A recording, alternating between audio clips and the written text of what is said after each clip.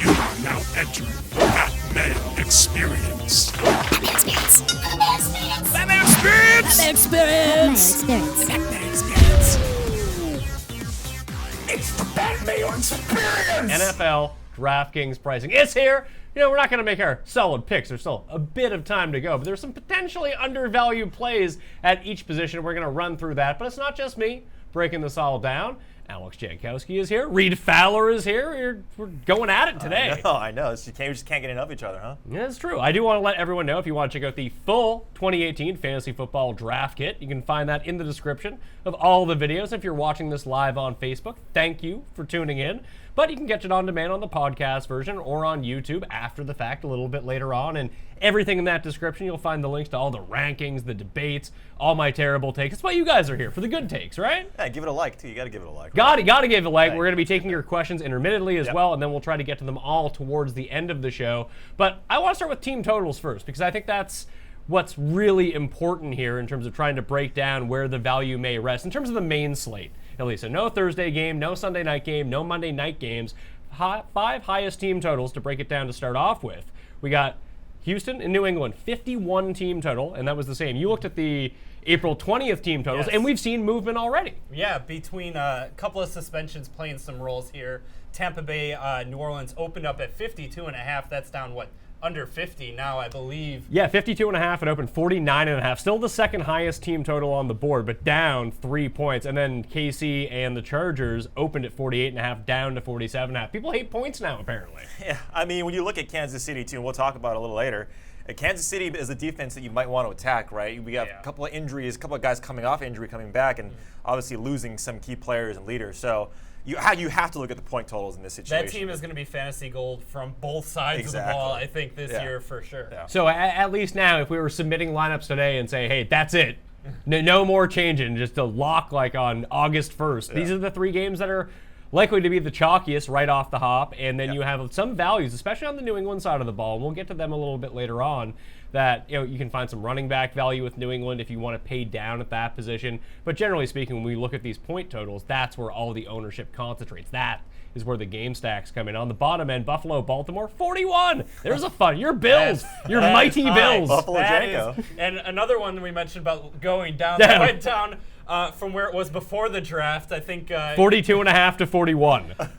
Like most, Vegas expected them to draft a competent quarterback. They opted to go with Josh Allen. And so the total goes down, and that's where we're at. That is high, though, still, 41. Not fantasy gold. Yeah, Seattle, Denver, 42 is the team total. That has yet to change. And Jacksonville and the Giants down from 44.5 to 43.5. Not an expected shootout in the Meadowlands week 1 at least. Well, I think when you draft a running back second overall and with a stout defense on Jacksonville coming back again as one of the top-ranked defenses, you're not going to score a lot. So I think that's what's coming into it. It'd be interesting to see how OBJ, though, pans out in that offense. I think he's going to be great. Yeah. Here's, I guess, my question. I know the overall defense at all 3 levels in Jacksonville was amazing last year, and even when they got Marcel Darius halfway through the year, their run defense really went up. But do you think it's harder to sustain a great defense year after year consistently? Because we've seen some really elite defenses, remember the Rex Ryan Bills? Right. The Bills are going to make the playoffs next year. They have the best defense in the league. Then it was the worst defense in the league all of a sudden. Denver I think, year, and I think from a team perspective, you look at that. But when you look at Jacksonville, you look at the individuals in the secondary, on the corners especially, I don't see any drop-off coming from them. And, maybe overall from a schematic point, some injuries start to creep up at the linebacker position. I know they're very strong right now, but not exactly deep.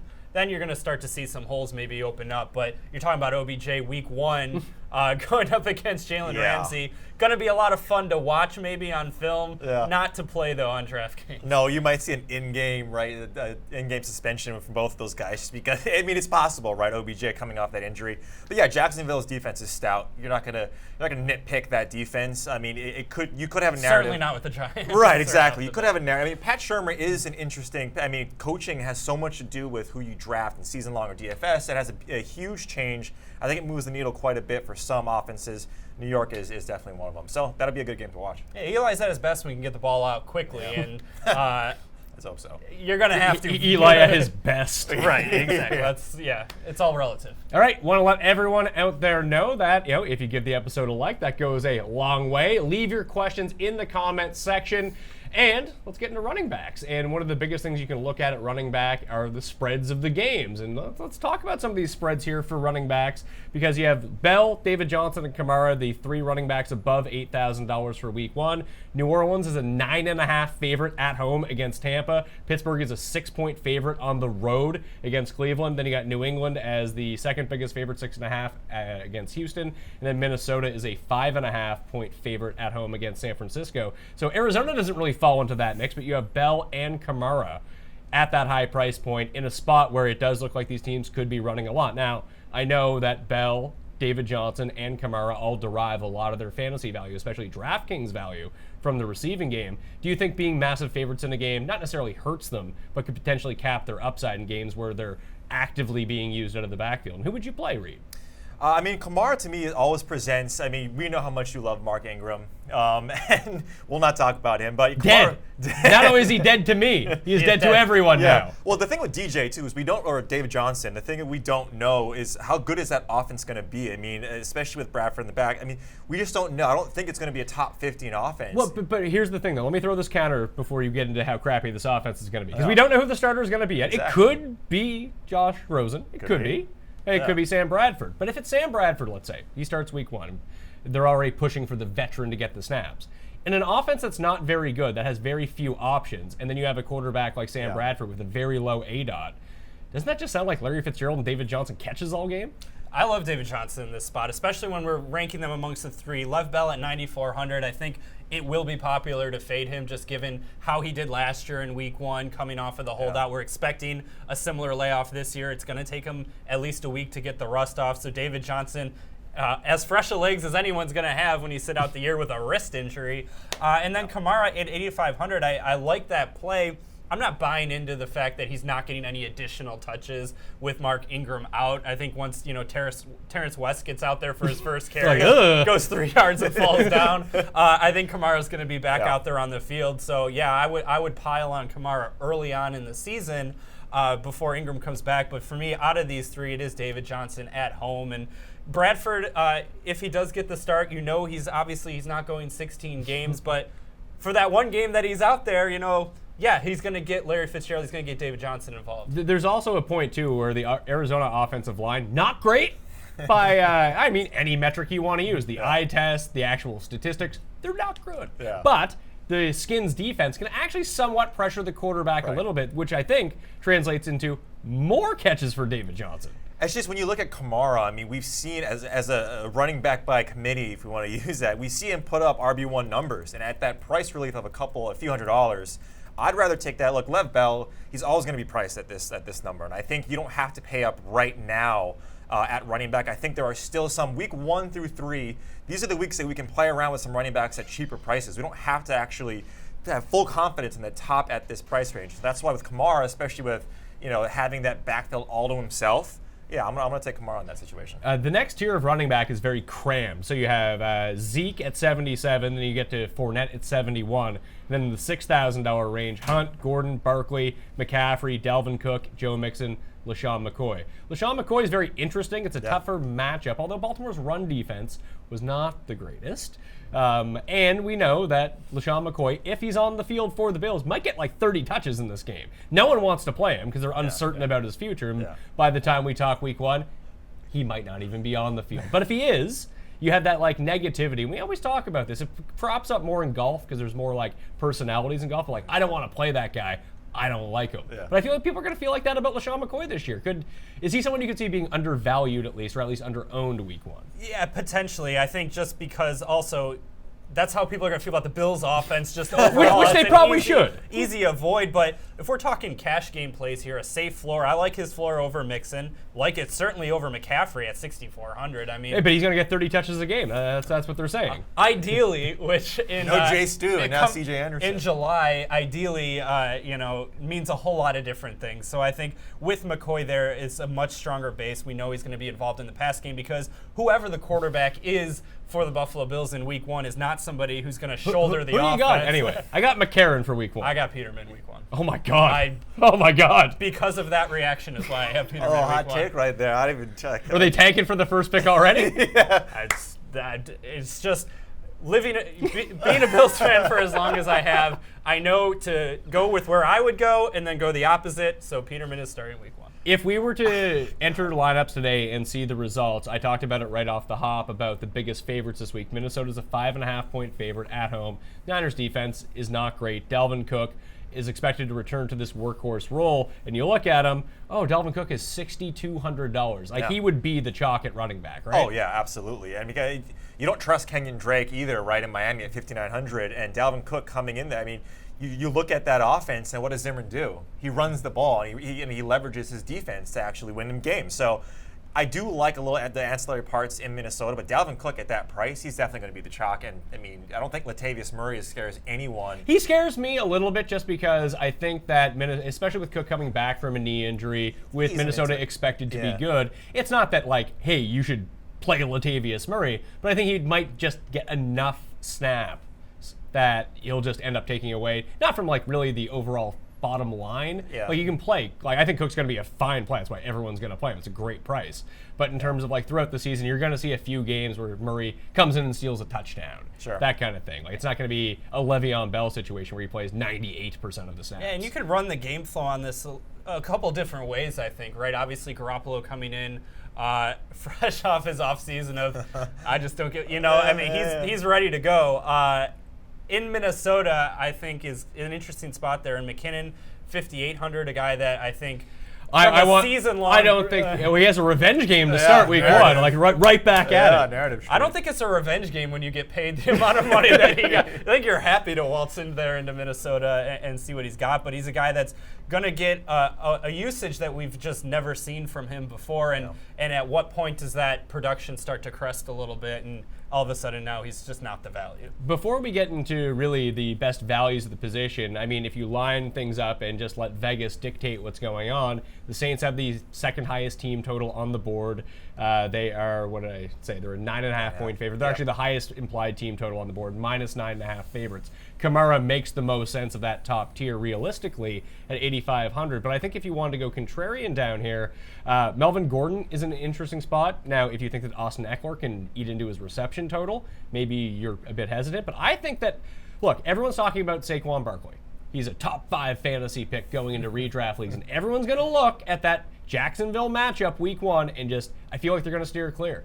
Does this seem like a spot where you can say, you know what, they drafted him second overall, the conventional wisdom is they're going to give this guy 25 touches a game, whether it's through the backfield in terms of carries or receptions, and he'll get the goal line work.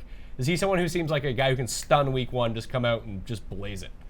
I don't think so. Okay. I think yes. I think the narrative of the production, like I said, you don't spend the second overall pick to not use this guy. But I think Jacksonville's going to expose is how is his run blocking, how is his pass blocking, like how is he being used in that situation? And when you go against Jacksonville, these guys are going to blitz Eli. They're going to blitz if he's out there.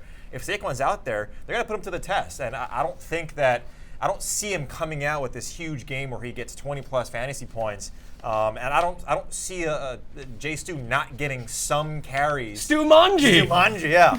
I see him realistically getting a decent amount. I mean, he's not going to take over. It's not going to be a 50-50 split. But I do see him in that sense to relieve some of the first game. See, I'm kind of looking at this a little bit differently because what I think we're going to see here is he's not going to get used a lot in the preseason, I don't think, Barkley, because I think they realize just the load that he's going to carry coming into it, and then you're going to start to get those thoughts. I think, first off, the matchup and some of the other guys at the price point, we'll get down to some of the guys later on. I don't think he's really on anyone's radar. I don't really see, I think, Hunt at 69, but then these next couple, Gordon or Barkley. Well, who do you think is more owned week 1 in whatever size tournament? We could talk about this $3 tournament where there's $200K first prize, whether it's a millionaire maker, whatever. Will it be Zeke at the higher price against Carolina, or will it be Barkley against Jacksonville?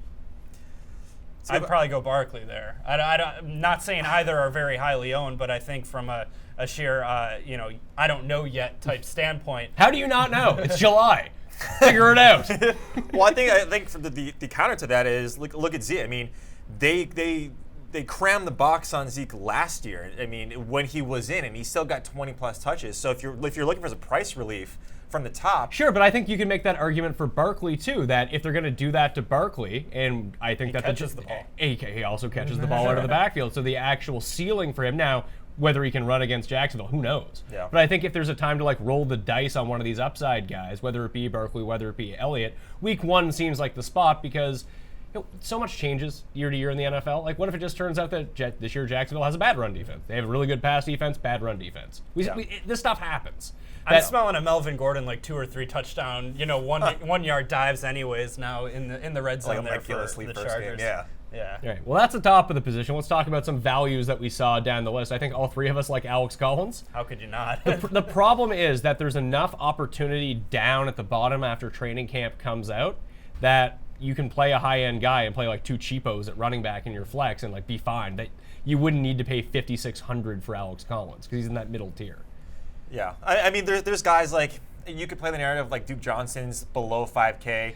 I'm not even thinking about that. Like Royce Freeman is $4,500. So if he wins that job in training camp, and it looks like he already has it won, but if he's not in some sort of split with Devonta Booker or whatever, like they come out and say, you know what, Royce Freeman, we drafted him, he's our guy. Yeah. He gets the Seahawks week 1.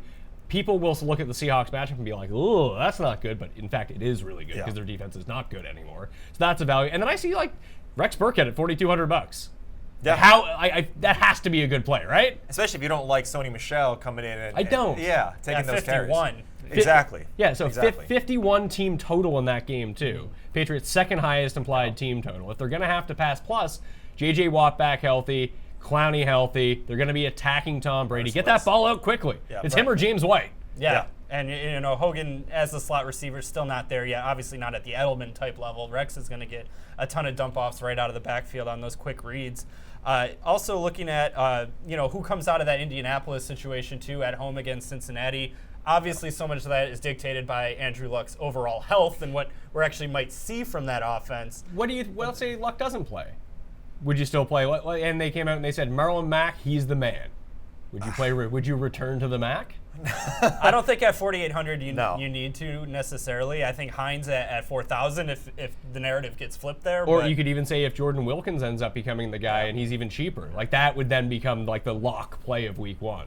Yeah, and I don't think even if Luck's out, I don't think you hammer Marlon Mack. I don't think there's these narratives where all you do is give it to your running backs. I think they're going to do a lot of double, 2 tight end sets. We were talking about it earlier.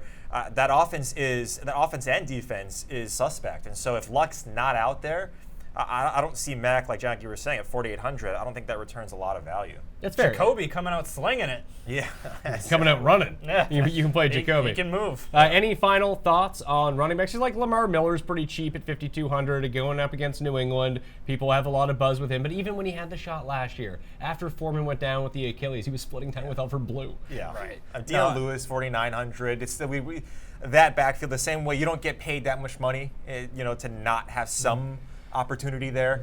Go ahead. I threw it up to Twitter. Just people were big on like Chris Thompson at 4,700. Yeah. I feel like that's such a risky play. Oh yeah.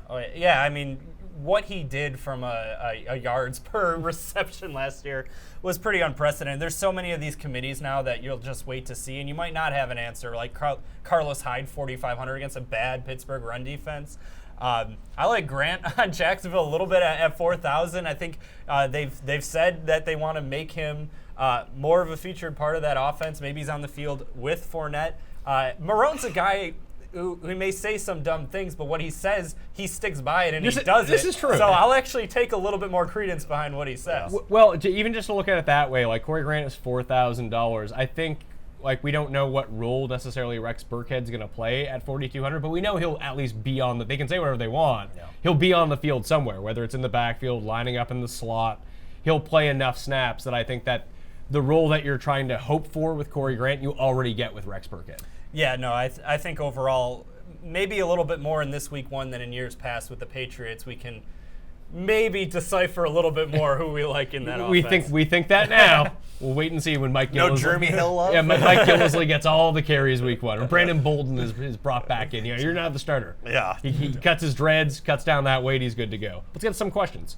Yeah, sure. Question about the Bears from Adam Moy, just overall Bears that we like this season. I'll kick it off. I think Trey Burton now has reached the level of love that he's obviously not a sleeper anymore. No, he's not. But I think just overall the production that you saw from him in the limited time as a featured tight end that he got in Philly, plus what the new offense coming in, I think it's a great role for him. And he's not even really going to play tight end. Let's be real here. He's just going to split out wide and run up the seam just like Travis Kelce does. They're not asking him to block too much, put it that way. Anthony Miller is someone that people, they're seeing a lot of buzz because people don't believe in Allen Robinson. And people don't believe in the sledgehammer, Taylor Gabriel.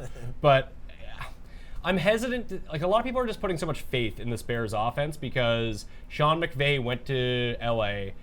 Jared Goff was basically a write-off, according to everyone, heading into last year. He turns it around, makes Goff look very competent, probably better than he actually is. And people are now assuming that Nagy goes to Chicago and the exact same thing happens with Mitch Trubisky. Now, it could, but what if it doesn't? Then all these guys are terrible.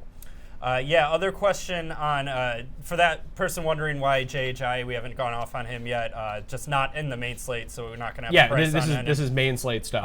Another question from Andy about David Johnson, just overall concerns regarding that Arizona offensive line, like you mentioned. I think that just leads to more receptions, to be perfectly honest with you. And listen, He's versatile. And he's still going to get all the goal line carries, and he's excellent. And if he had torn his Achilles, I'd have a bigger problem with it. A wrist injury, he's gonna be fine. I think he's underrated coming into this year, which is crazy to say, considering he was the best player in fantasy 2 years ago. Yeah, the best player who came out of Northern Arizona had to return 5 kickoffs for a touchdown to even get a look on offense. This guy knows how to work with minimal effort around him. He's gonna be all right. He's one of those top guys. We talked about this last year too. Recency bias of guys who are on buys or off injuries. The next or the following week, we don't necessarily think about. Obviously, David Johnson's not that type of player where we don't forget about him. But yeah, I mean, the narrative is whatever quarterback is playing. If it's a rookie quarterback, who do they throw to? They're the running backs and the tight ends. Josh Rosen obviously is potentially going to be that starter. Either quarterback out there, yeah, he's going to get value at his price in the main slate. Although, like I said, I'd rather go elsewhere. But David Johnson's an elite player. One more question, just because it's in that game, and also running backs. Are we nice on Geis? Duran would like to know. Darius Geis, 5K even. That is something. Listen, if it does shake out that Chris Thompson is not completely healthy, or we get some coach speak, or we see it in the preseason where they're both active on the roster, and all of a sudden Geis is receiving out of the backfield. Now we're in business a little bit. That becomes a super nice play at 5,000. But at this point in time, if he's not getting anything out of the backfield, I mean, it's not like that game is I think Arizona's favored by a point, maybe 2.5, something like that. So they're still underdogs. That seems like a game script-wise projecting that out. A lot of Geis, but not so much where there's going to be a ton of points, and you get those goal line carries. Then all of a sudden you're banking on 15 carries, whatever he can do, potentially some goal line touches and no catches. I just don't know about the ceiling with that, as opposed to some of the guys who are cheaper. Yeah. Well, it's Samaje Perine. There's so or many. Rob Kelly. Or Rob Kelly. Not that Rob Kelly's good, but it's a crowded backfield right now, so I'm not leaning on Geis too much. And when you have a slot receiver like Jamison Crowder, who can be that kind of extension of the run game, as they may say, with your quarterback being who your quarterback is, and Alex Smith, there's not a clear path right there to enough touches that at 5,000 you're taking that shot. Yeah, now if that could, listen, it's July. This could definitely change as we get a bit more information on this one. But before we move on to wide receivers, I want to actually ask the people out there, I want to get your opinions, and I want to let them know what's going on in the comment section. Your top 5 running backs, PPR scoring this year. You rank them 1 to 5, put it in the comment section. Who is it? For me, I'm going Todd Gurley, number 1, Le'Veon Bell, number 2, David Johnson, number 3. Now I shake it up for you. You ready for this? Alvin Kamara, number 4, Saquon Barkley, number 5, then Zeke at number 6. Take that, Zeke. Who do you got as your top 5? Okay, here we go. Putting us on the spot. I'm putting you on the spot. I want to know. I'm going to go David Johnson, number 1. I'm going to go Kamara, 2. David Johnson, number 1. Lev Bell, 3. I'm buying into that Russ thing. Some of it is a message, I think, from the way the play calling comes. Some is legit. Yeah, you got to get a little bit of rust off there. Not even just week 1, for the season. Oh, for the season. For the season. All right. You're in your season-long draft. Who are you taking?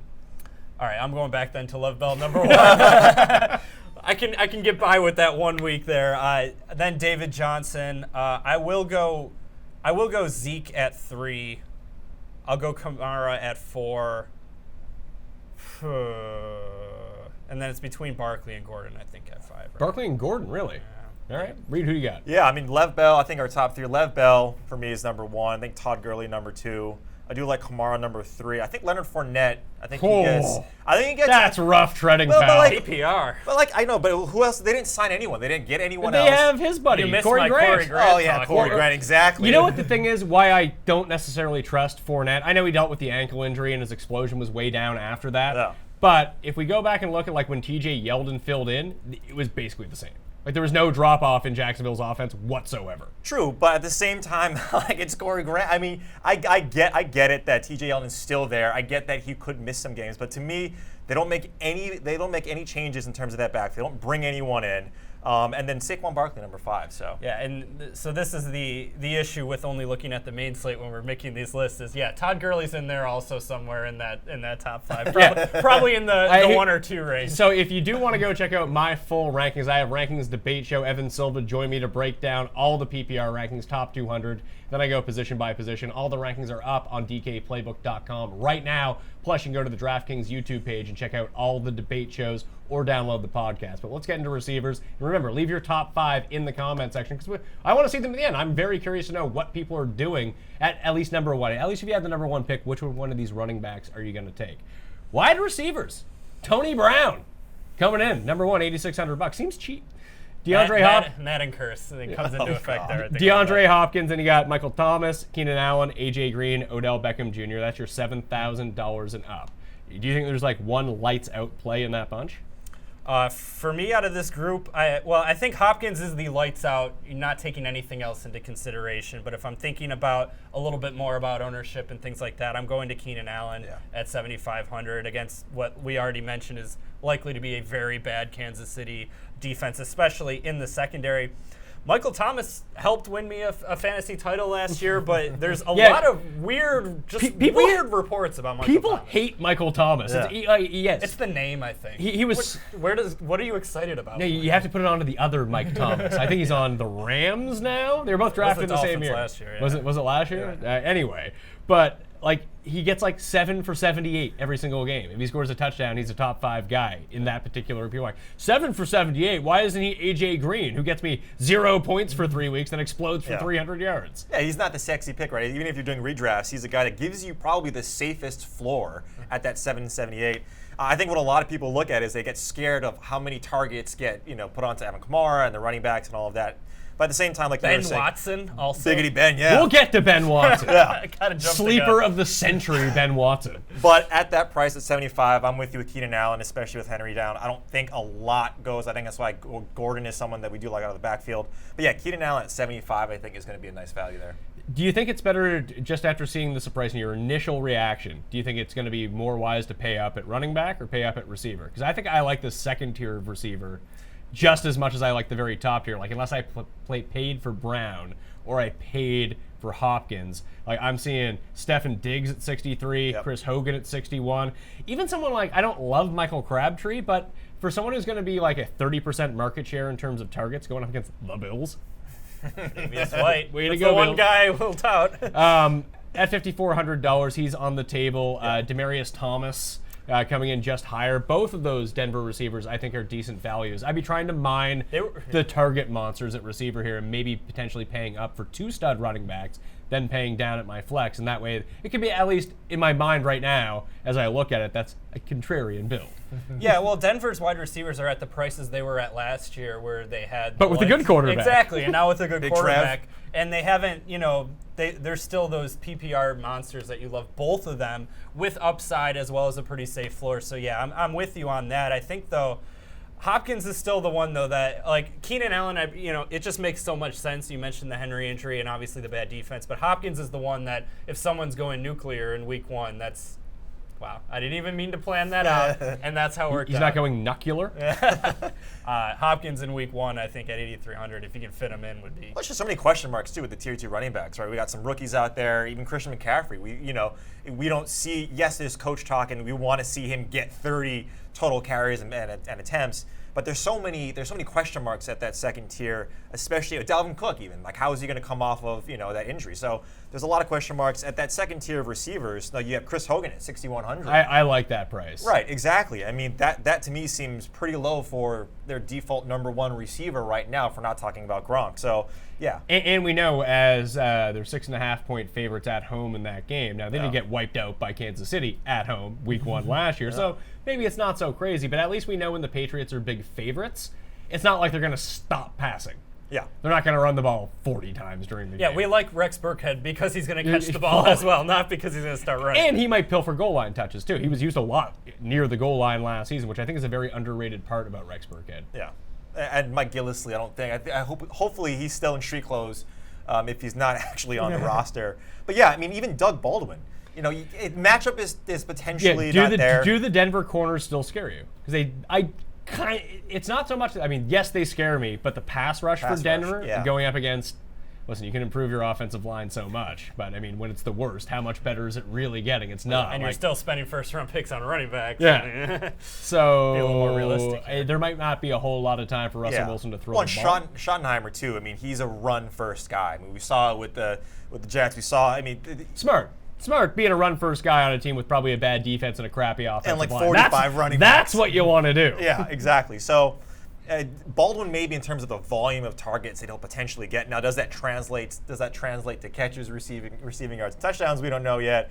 But again, Chris Hogan, a lot of these tier 2 guys, I could easily see starting my receivers at that if I'm not willing to pay up and I want to go elsewhere and then pay up for running backs. Yeah, Mike Evans down at 67. Obviously, Can't do it. Got Fitz. Can't do it. Fitz throwing you the ball there, trying to throw you the ball. And the Fitz magic is fine, but you have Lattimore shutting him down. And just the biggest problem that I have with Evans and this entire Bucs offense, just too many guys. Get rid of some guys. Yeah. Get rid of some. Like, I'd almost rather play Chris Godwin at his price. I don't even know if he's going to be on the field. But if he is on the field, he might get as many targets as Evans. Great getting those touchdowns. Or O.J. Howard scoring the touchdowns. Exactly. Or Hump Daddy. Hump Daddy running out of the slot. All the targets in the world. It's just like, oh, why are you throwing to Adam Humphries 8 times a game? Like, that doesn't make. They're like, oh, we'll put in Charles Sims in the backfield. We'll throw it to him 6 times. Yeah. You only throw the ball so many times. Right. Like, too many guys. Deshaun Jackson didn't even bring up his name. Yeah. Like, Here's a name that hasn't come up yet either in this price range. Justin Emerson wants to know about Landry, 5,500. I think that depends on Gordon. And we don't know what's going on with depends Gordon. on Gordon more than quarterback? Yes. Like, there's no chance that he puts up the same volume in Cleveland, especially if Josh Gordon is healthy. Then there's absolutely zero chance. But he needs the volume in order to be productive. Like, let's say he drops. Let's say he loses 20% of his targets from last season, which I don't think is out of the question. What is he all of a sudden? Not good in fantasy is what he is. Yeah, I mean, his touchdowns last year. Extremely I mean, that was touchdown dependent. Yeah, that was an anomaly I think we saw last year. But like, even if he has 85 receptions this season, which is very doable even on Cleveland, what is that, 900 yards? Yeah. Oh, that's generous. Yeah, like this is what we're looking at. And with Tyrod, let's say we expect Tyrod to start week 1, right? Yeah. So Tyrod's not throwing the ball 50 times a game. And Tyrod, generally speaking, he's not going to throw the ball 4 yards to Jarvis Landry. He's just going to run the 4 yards. If he's going to throw it deep. Right. So I don't really love Landry. Like, if Josh Gordon doesn't play, there's talk they might sign Dez.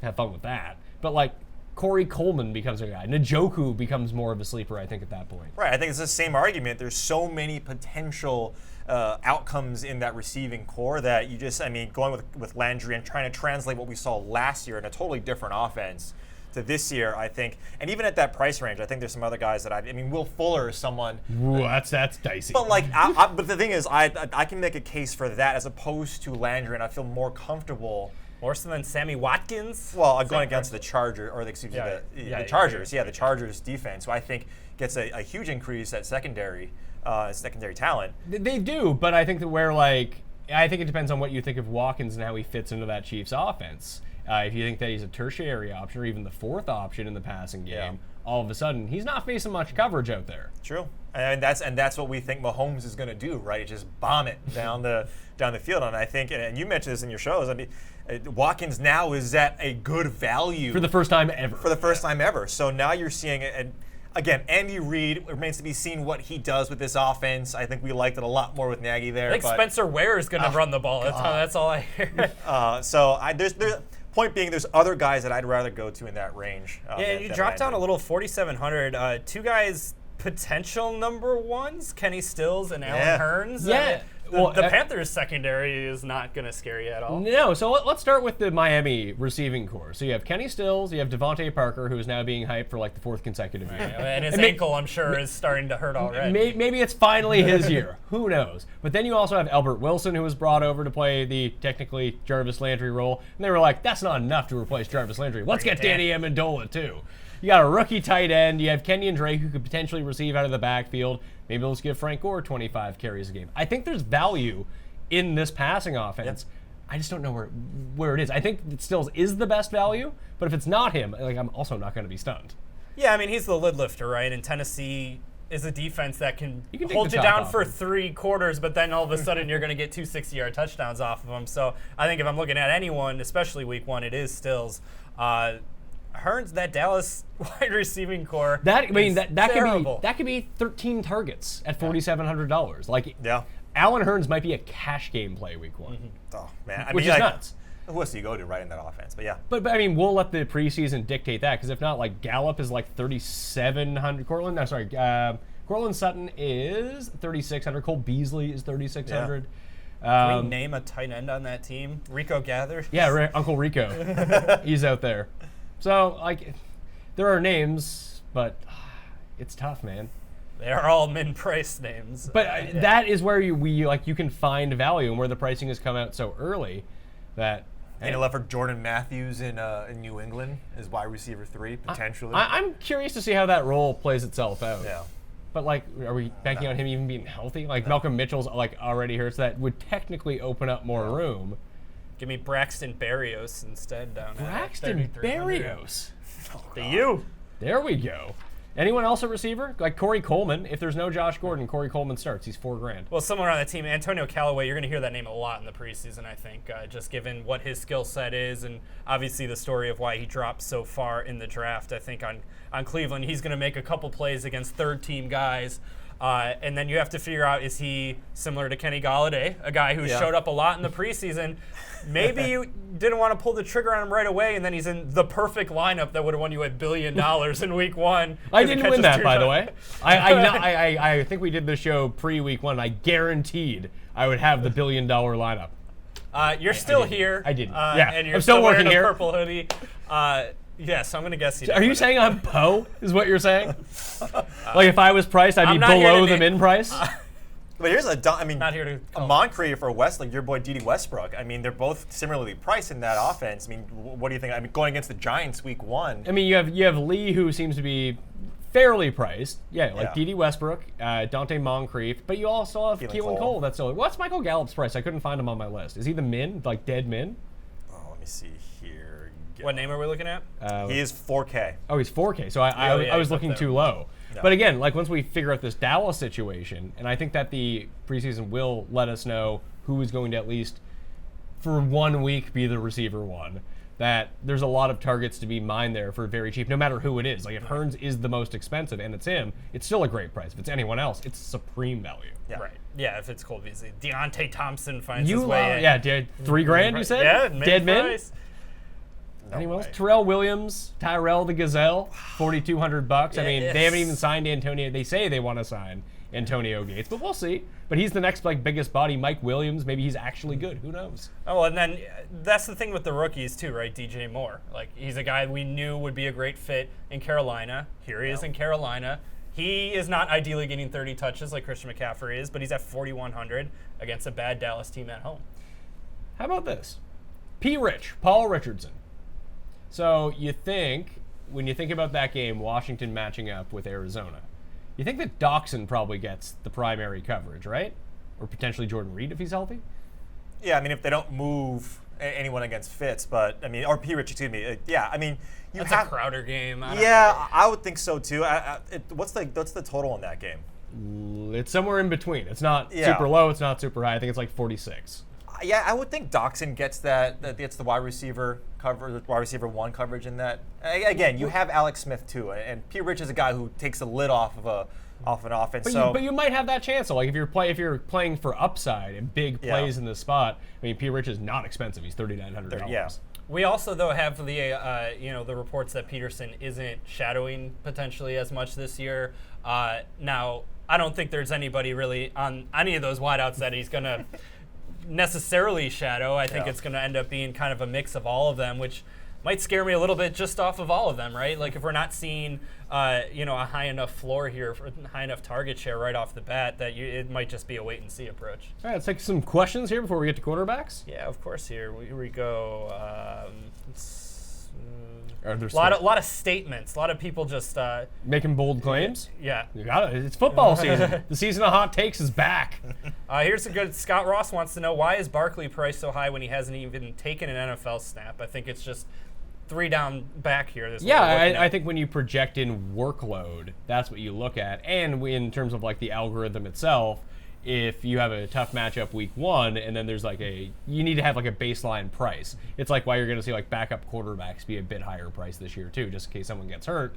Then all of a sudden they need to be a certain price or else everyone's going to use them.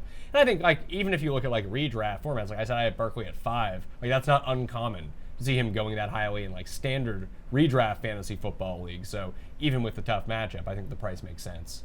Yeah. Two calls here for D.D. Westbrook, either being a sleeper or the steal of week 1. Going as far as listen, he's a big play guy. Yeah, and we've seen him get a good target share, when guys went down in Jacksonville. So I like D.D. Westbrook, especially at that price. John Murphy likes Matt Ryan as a bounce back this year with the addition of Calvin Ridley. I don't necessarily know if Ridley really moves the needle. I just think just by pure statistics alone, the Falcons are not going to, like, the Falcons last season scored 14 fewer points per game than they did the year before. Something seems off with that.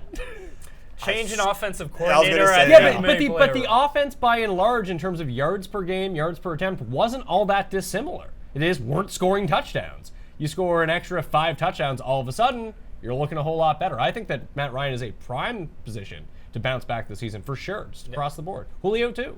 Yeah, I mean, Julio, he's going in the early second in redrafts. I mean, you look at Julio, even though we have a down year from Julio, he still had, the most targets and, the second most. He had over 20 red zone targets and caught 3 touchdowns. Exactly. Like, that just doesn't happen. Right, so he's in line for positive TD regression and what have you. So I'm not too worried about this. Yes, Sarkisian, you want to pull your hair out sometimes when you watch his offense and when you watched it last year.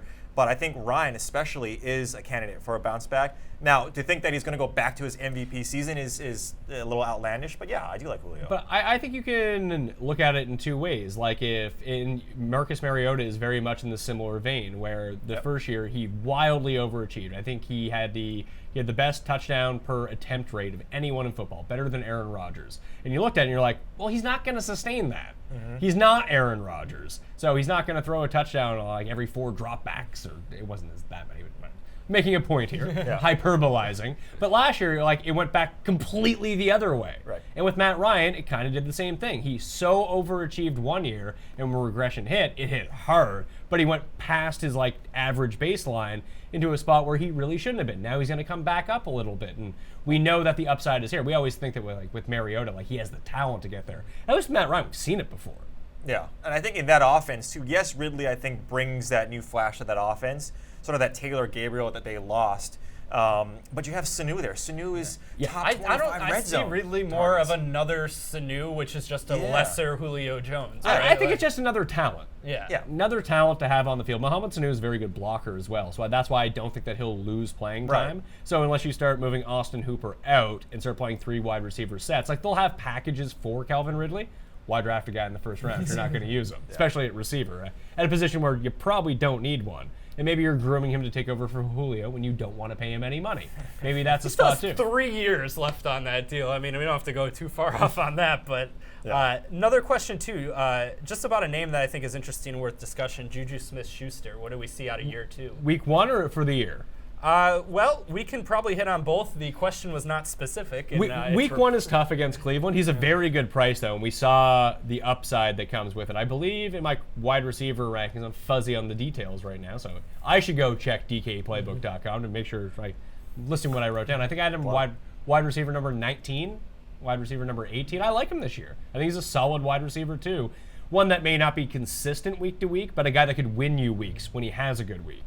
Yeah, and he gets he's going to get the targets that Martavis Bryant was supposed didn't get. He's we were talking about it earlier. I mean, he won people a lot of leagues because of where you got him in redraft. You clearly probably got him off the waiver. But yeah, Juju Smith-Schuster, I think he's a fine play. I think he's going to be fantastic in that offense.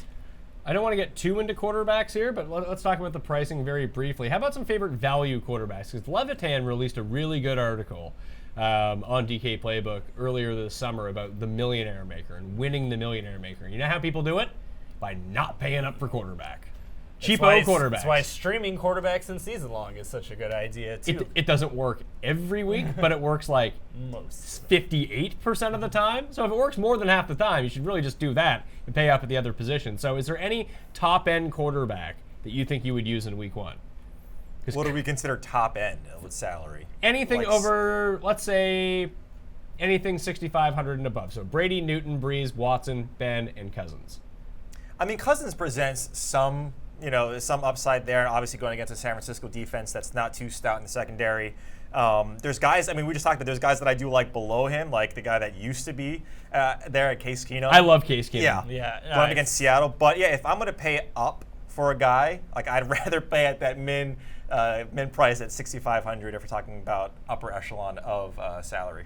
Yeah, I'm really not looking at anyone. I think Brady, like if I'm going to go usually to the top, I'm just go all the way to the top. Just do it, but that defense now. I think I would just use Watson. Yeah, I mean. He's in the highest team total game. Get you exposure to that, but even still, like 6,700 for him. I'm not. I like Andrew Luck at 6,100. Let me just finally get to that point. I like Andrew Luck at 6,100, home against Cincinnati. He's working his way back. He's going to be playing in the first preseason game. Only send out 2 or 3 receivers in any play. Use the rest to protect him.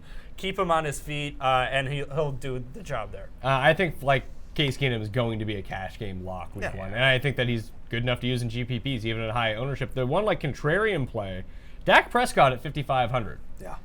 Just no one's going to use him. No. And we know he derives so much of his value from his legs, too, that if all of a sudden he can sneak in a touchdown and maybe Carolina's defense is not great, maybe it's not. Maybe this Dallas offense, better than we think.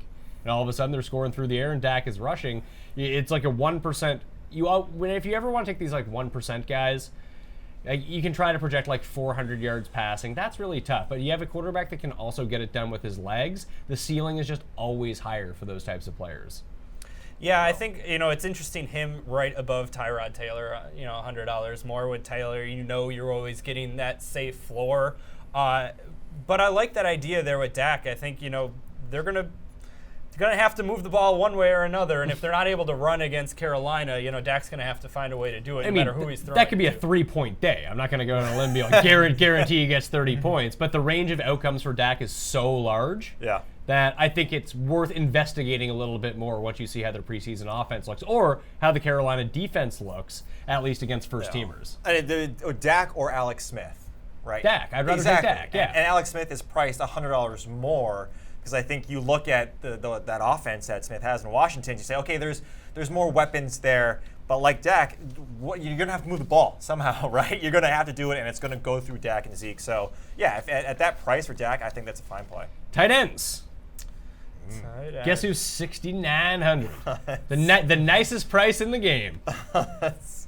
Gronk is 69, Kelsey is 64. Ertz not on this slate, so those are your 2 guys. Then it's Olsen at 54. Then everyone else is below 5,000. Do you think it's necessary to pay up for Gronk here? Because he's in a great spot. I mean, that's the Ricky Bobby approach. When we talk about it, you either go all in at the very top here, or you try to find value in that sub 3 or low 3K. For me personally, I thought Greg Olsen was trying to be a reporter like Jason Witten. So I'm not. The waters. Yeah, I'm not too fond of Olsen. Kelsey has a tough matchup, and so I'm either paying up for Gronk at that price, or I'm going way down. People are saying Jordan Reed is a value at $4,000 against Arizona. Way to go, people. You can keep saying that.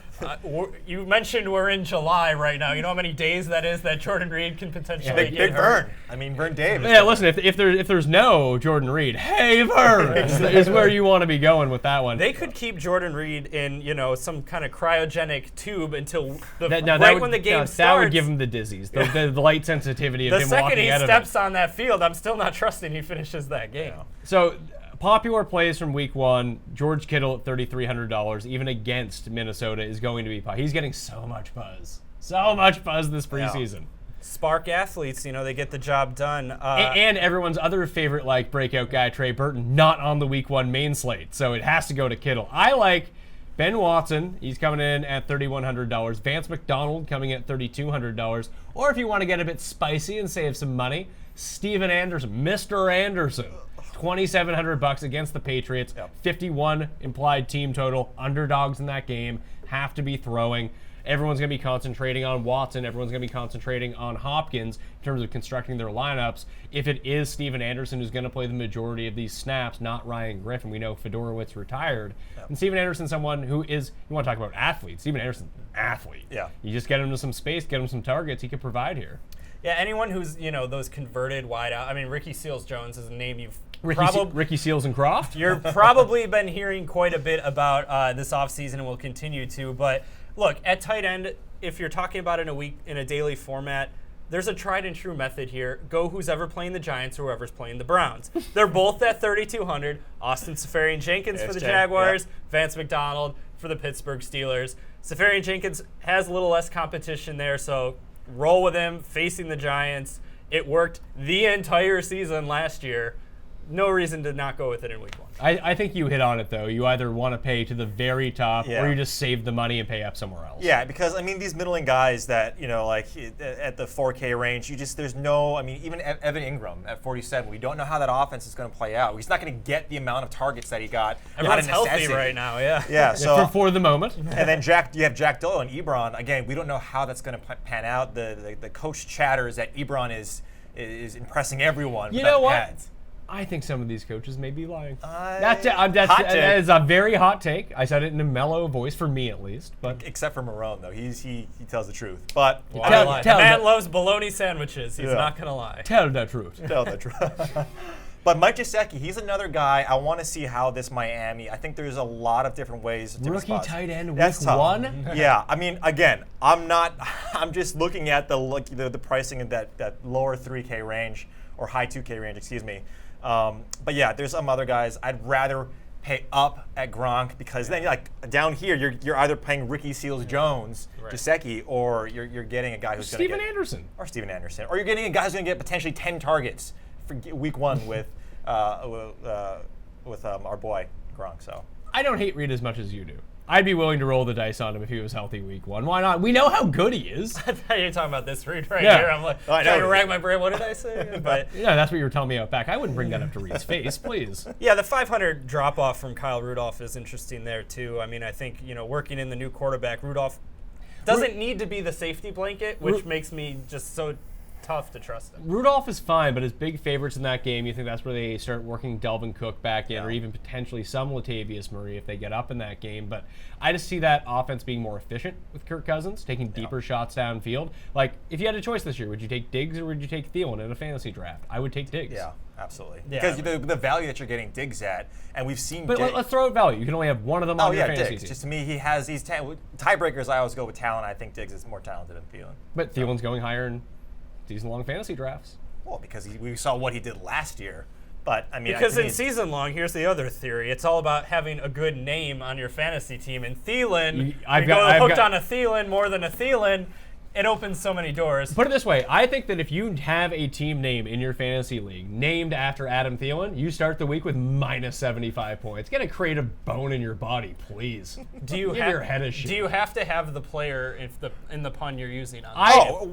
Yeah, you definitely have to have that player on your team. Yeah. Because you're talking to a guy who won a league with Galladay in Cambodia as his name, and never once did I own Kenny Galladay on my fantasy team. Well, I think you're So do you want results or you want tradition? That's all I gotta say. DSTs, let's finish this off here before we get to some more questions. There's 4 that I've identified right away. One is the most expensive.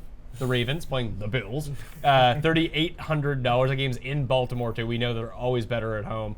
The Broncos against Seattle at home. That's $3,300. I don't know how popular they're going to be. We've already talked about offensive line struggles with the Seahawks, the pressure that Denver can still bring. I think that's a nice situation. Even if Seattle scores points, I still think their fantasy defense can provide a pretty good base for you. Chargers against the Chiefs against a rookie quarterback with a great pass rush. And then the Redskins against Arizona. Even though it's in Arizona, bad offensive line, good pass rush for the Skins, one that no one's going to play at least.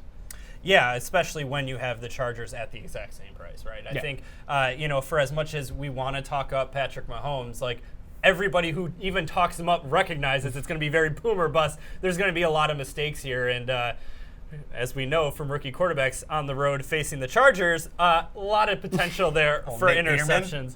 I'll bring up the Titans right above them. I would say if Nate Peterman starts week 1, just play the Ravens. Yeah, exactly. Don't even think about anyone else. Defense is the way the pricing is. It's always so close together. You can always make the highest priced defense work, unless Jacksonville last year at a couple different spots you really couldn't. But the Titans in Miami too, also a defense that I kind of like there. We mentioned they could give up the big play, but they'll stifle you for most of the time. Yeah, listen, when you're thinking about defenses, people fall into this trap all the time. It's like, I want the team that gives up 9 points, stops the run really well. You don't want that team. You want the team that's potentially kind of like winning in games, which is really nice because then they can attack the quarterback more times. But you just go to Football Outsiders, look at adjusted sack rate per defensive line, and see who has the biggest discrepancy between defensive line and the offensive line that you're playing, and just go with that. Now, we're not going to have those metrics in week 1, but like by week 4, just let that do the talking for you. That's how you find the value. The more pressure means the more turnovers, meaning the more chance for touchdowns, which means you win your fantasy week if your defense hits. Yeah, I'll be interested to see what the Bengals do. I know obviously with Vontez out, I mean, we saw the huge discrepancy of when he was in and when he was out in Cincinnati in terms of their efficiency. But, I mean, going up against Indy, we still don't know what that offense is going to look like. Having said that, that's something that I'm looking at. But, yeah, you can pay up easily. Houston is interesting. Obviously, they're going up against New England, right? But we're talking about sack rate. We're talking about these guys being healthy. You could potentially do that, but again, you don't have to. I think that would work better. I like where you're going with this and the potential that brings. I think that I would want to, if I was playing like Showdown Slate, that I would load up on Texans defenders in that game and like go contrarian that way instead of like the entire slate using them as a defense. Yeah. Right? I agree. Let's get some questions in us. Eifert, if he is healthy in week 1. He is not healthy yet. Yeah. But no, I'm not big on Tyler Eifert. No. Let's see here. Eli Manning is done. That is an astute observation. I think many will agree with you. Sorry, doctor. That's not a question. Did anyone rank their running backs? Yeah. Give me some rankings from people. Let's shout out some names here. Give them the rankings. So many comments running through here that I gotta. Let me guess. Negative. People don't like commenting on the internet positive things. Like, Pat Mayo, you're so handsome. Thank you. I need to get my mom in the comment section. Yeah. You're looking great, Patrick. How many people call you Patrick? Like 3 people. And I can't get back to those comments. So, wow, so this really worked out well. Gonna have to go back to those at another time. Got a projection here for Thielen. Okay. 1,200 yards, 100 catches, at least 10 touchdowns. I mean, at least 10 touchdowns seems like the most ludicrous part of that projection. You know how good that entire offense. Yeah, but just touchdowns are so hard to predict anyway. Mm-hmm. Like if you were just looked at the sample on paper of like the routes that Julio ran, the targets that he got, and you told him you end up with 3 touchdowns, it'd be like, no, he had 11. Like no, he had 3. Just I can see those based on 100 catches, a lot of catches. Well, 91. I mean, he got 91 last year around there. I mean. And where he racked up so many yards too. He's not. You don't think of this guy as. He's got the shimmy. He's got the white man shimmy. No one sees it coming. They're like, no, he's not gonna do anything. Boom, he's gone. Yeah, but I mean, Thielen at 10 touchdowns. I mean, you're talking about elite wide receiver 1. We talked about Stephon Diggs is the guy that I'd rather have in that offense, especially if I'm paying up for a Thielen. I don't want to do it. So. I think Thielen is safer than Diggs. Yeah, in terms of season long, but we're talking about the week 1 DFS. Give me the guy that can get you 2 or 3 touchdowns in a game. Thielen can have these big games too. I don't want to feel like I'm discrediting Thielen whatsoever. Yeah. But if I'm shooting for upside, and I always am, because I'm that type of guy, I think Diggs could potentially lead the league in receiving with Kirk Cousins, with the way that Kirk Cousins can throw the ball down the field. Diggs' big thing is just staying healthy. Whenever you see Diggs' name on an injury report, do not play him that week. He has even if he's just like questionable with like, he tweaked his hammy a little, don't play him. Don't touch him. Good question here. What's the lowest Barkley should go in a 12-team draft? PPR? I guess really 12-team doesn't matter in this case. The lowest he should go? Probably like... Let's say PPR, yeah. 10? Yeah. I mean, I would take him higher than that, but 10 I think is a good range. He'll go higher than that, though, I think. Yeah, I mean, I don't have any of them this year, I think. That was Christian either. McCaffrey for me last year, too. Like, he's just going way too early. See, the way that I have my top 200, I have the big 3 running backs, at least what I think are the big 3 running backs in terms of PPR, and then I go 3 receivers.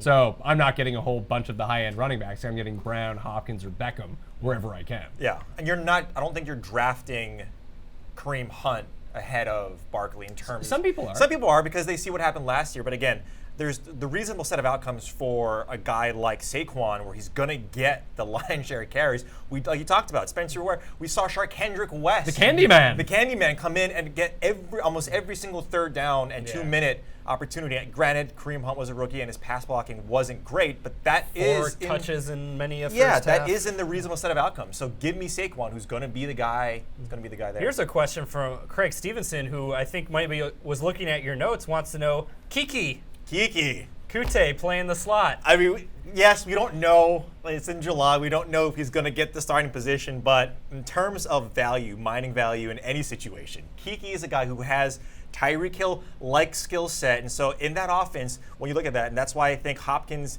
yes, he's a wide receiver 1. And it depends. Like, this is when I big up Steven Anderson. Like, if Kiki's on the field, then it's Kiki. It's Kiki. Yeah. So we see what he can do, being a speedster.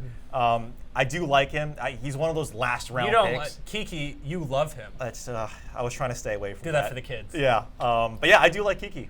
Kuti. Here's a good question. Jay Stu. They're not all good questions. Let's be real here. Well, This one's about Jonathan Stewart, isn't it? It is not. It is the team he left, projecting McCaffrey this season. I think it hurts him because they signed a better running back to back him up. Yeah, and I actually think that's not the biggest problem. I think DJ Moore might end up being the biggest problem. Only because the routes that you're expecting McCaffrey to run, these short routes, maybe he's getting them all out of the backfield, maybe he's splitting out wide, but I think that DJ Moore can run a lot of these similar routes as well, and teams are expecting Christian McCaffrey. So at least initially, I think we might see some lower-end numbers on McCaffrey if Moore can get integrated into this offensive lot. And we do know that near the goal line, McCaffrey's not doing anything. It's going to be Cam number 1, CJ Anderson number 2. Yeah, does Cam's rushing ability take away from McCaffrey? Obviously, unless he's getting the 30 carries a game, which now they're saying he's going to get. Ideally. No, I think Cam still, we saw a little bit of regression in terms of his rushing attempts last year, but I still think he goes, I like him in that top-tier quarterback range because of his rushing ability. So I don't think Christian McCaffrey, yes, is a PPR monster. He's going to get passing, he's going to get receiving attempts, but in terms of drafting him in the top 2-3 rounds, that's tough. There's going to be a pendulum with McCaffrey. I feel like you're going to have the swings of everyone's on him this week. Now, then he burns you and everyone's off. Just finding him at that right I like him more in DFS. The thing is, I don't know if he's ever going to burn you. I feel like you can almost just pencil in, like, his worst week is going to be like 6 for 45 receptions, which isn't like devastating to your week, but you're not winning anything with it. You're not necessarily losing, but he's not going out of your way to really hit. Like, he's going to need to score like a long touchdown. And that's always tough to bank on. Yeah, and is his floor rushing? What's his floor? 0. His floor rushing is 0. Exactly. So do you need a touchdown in that sense? And when we talk about it, near the end zone, he doesn't get those touchdown attempts. He's going to have to do some of it himself. 15 to 20-yard touchdown. A few more questions? Tyreek Hill, what are we looking at him? John Murphy believes that the Chiefs don't use him right. I would say he was used a heck of a lot more with Smith as the quarterback than he will be moving forward. It's so tough with him. Like, he's such a game breaker, but I just don't think that you're going to see the market share of targets that he received last year, especially with Sammy Watkins around. Like, that really... And listen, Tyreek Hill is probably a better fantasy asset just because of the upside that he presents. But if you told me at the end of the year that Sammy Watkins outscored Tyreek Hill, I'm not going to be stunned. Well, there were some weeks, too, Tyreek got 2 receptions. So they were probably for 200 yards. I mean, yes, they were. I mean, he is, I think, the rich man's, if this is the narrative, rich man's, T.Y. Hilton, right, in that sense. Like, this guy is boom or bust. And where you're getting Tyreek. I think Sammy Watkins takes away a lot of those. I'd rather have opportunities. T.Y. Hilton than Tyreek Hill. So would I. But I mean, Andrew Luck back throwing on the floor. Yeah, that's a gamble on Andrew Luck's health, mind Exactly. you. But if Andrew Luck's there, like T.Y. Hilton can lead the league in receiving. He's the only guy they have. Right. So Tyreek, yes. I mean, I would have liked him more if Sammy Watkins wasn't there. Put it this way, season long, I'm avoiding Tyreek Hill at all costs, but he's a guy that I will constantly mix into my GPP lineups on DraftKings every single week because he's going to have 30, 40-point games at some point. He's just going to have a whole lot of like ones and twos and zeros. Yeah. Got a question about Jimmy Garoppolo. Could he surprise in week 1? Remember the last time we saw this Vikings offense, they got torched by Nick Foles. And let's not forget Jimmy G came out and just absolutely pasted the Jags offense too. Defense, but I mean, both of them, they were all there. They all saw it happen. they were watching it happen. Do it, yeah. We're an hour into this. I'm getting a bit punchy. But there is a comment saying you need a cig break right about I do need a cig break. That's true. I'm on American cigs too. I got some Camel Crush on the go. No. Love that squeeze for the menthol. Get it into me. But yeah, I think that he is a solid contrarian play. And if you do believe in the talent of Jimmy G, if you're someone who wants to actively go out and get him in season long, I wouldn't be opposed to using him against Minnesota week 1 in DFS. Not a chance. Well, what you have to pay up though for Jimmy G, and over under 5% ownership for Jimmy G week 1. Oh yeah, I'm saying season long in terms of where you're getting him. You don't have to pay up because people do like Jimmy G. He's this a year. top 10 quarterback. Yeah. GP, I think week 1, yeah. I think you're going to play. A lot of people played that narrative, right, of not playing Jimmy G against Jacksonville last year, and look what he did. So he doesn't scare me. The defense necessarily don't scare me with Jimmy G because he's going to throw the ball a ton. Yeah, if you believe in the talent of Jimmy G and believe that he's actually like an elite quarterback, then this is the perfect. It's like the Barkley thing. If you truly think he's an elite running back, even in a bad matchup, just use him and hope the talent wins out. With Jimmy G, you can play the same thing. Doesn't mean it's going to work. And it doesn't mean that they're not talented if it doesn't work out. And McKinnon's not going to get 20 carries in the backfield. No, but if you use Jimmy G in this game, if you're going to go that way, I think you need to stack it. Yeah. I think you need to go with Garcon and Kittle and just roll the dice on it. Mm-hmm. Absolutely. I think we hit this already, but which Vikings wide receiver in a 12-team PPR are you taking? Oh, Diggs. I'm taking Diggs over Thielen. Yeah. Comments say Thielen. People like Thielen. And that's why Thielen is going ahead of Stefan Diggs. Sam Bradford, GPP quarterback? That's my own comment right there. One more question. Give us one good one to end, or a really terrible one. Well, I'm going to have to scroll back. Are the Cleveland Browns going to win the Super Bowl? Yes. Because why not? Here we go. Marquise Lee, possible stud? Potentially, but like we just rattled off like 4 other Jacksonville receivers, and if Jacksonville plays the game that they want to play, they play it with good defense, and they run with Fournette 27 times. Yeah. This all circles back very nicely to my thesis that Doug Marrone's the only coach who tells the truth. He said in an ideal world, tell the truth. He is not throwing the ball once and he's running it every time. How can you trust any wide receiver? Not good for my PPR projection for Fournette, but yeah, I mean they're going to run the ball. I think that like baseline, if you're looking for like a good bench receiver, and it depends on where Lee is being drafted. I think it's like the mid-30s amongst wide receivers. I think he might always be overvalued on DraftKings because the market share and target share week to week will always be there. But Blake Bortles still throwing the ball. Blake Bortles not good. People think Blake Bortles is good all of a sudden. He's not good.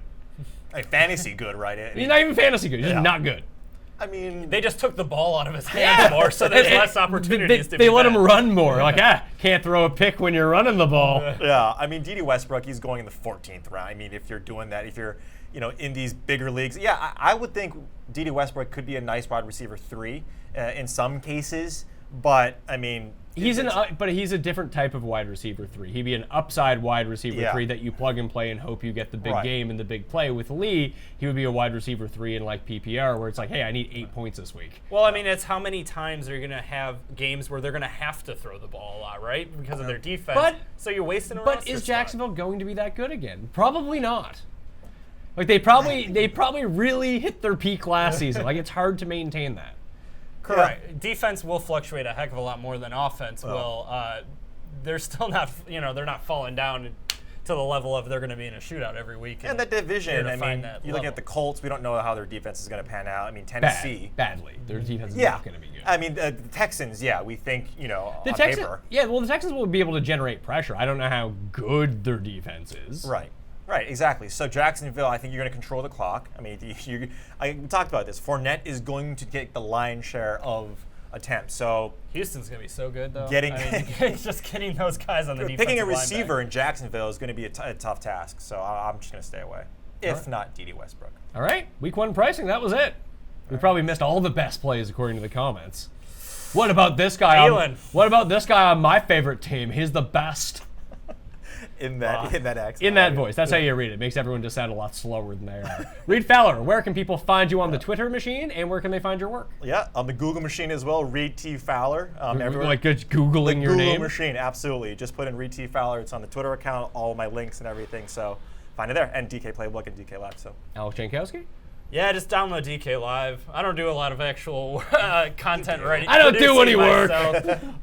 Just throwing it all out there. I mean, the plans that we have for this upcoming season are immense. We're going to have just so much weekly content that it'll make your head spin a little bit, which is you kind of need that from every time to time. Listen, football season's here. The pricing is out on DraftKings. Week 1, get in the start building your lineups now. Build a lineup now, wait a month, and then re-enter again and build another lineup and see how different they are. Thank you for tuning in. I'm Pat Mayo. You can follow me on Twitter, Instagram, and Facebook at the PME. You can find all the content up there. The PME draft guide is pinned to the top of the Facebook page, and all my rankings on DKPlaybook.com have a links template at the top if you're searching for any show. A lot of content, a lot of guests, and you can download the audio versions.